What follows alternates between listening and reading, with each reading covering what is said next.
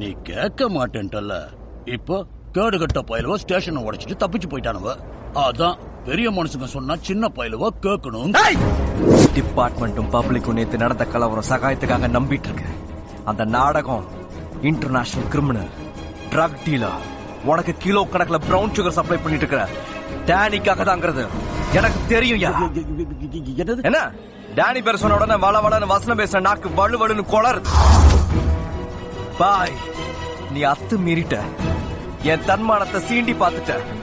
Police வேலை எனக்கு தெய்வம் மாதிரி, போலீஸ் ஸ்டேஷன் எனக்கு கோவில் மாதிரி.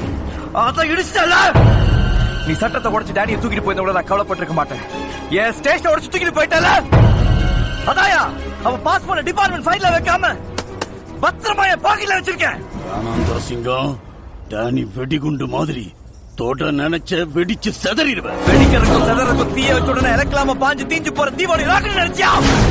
ஊரு விட்டு ஊரு, நாடு விட்டு நாடு, கண்ட விட்டு கண்ட குறிக்கோளோட பாஞ்சு குறி வச்சு தாக்குறான். அந்த ஆப்பிரிக்கா குரங்கு எங்க போனாலும் அவனை தூக்கிட்டு வந்து தொழுத்துல கட்டாம விட மாட்டேன்.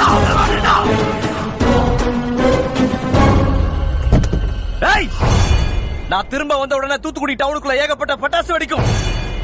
அதுல சிக்கிறவெல்லாம் சிதம்பரம் ஆயிருவீங்க.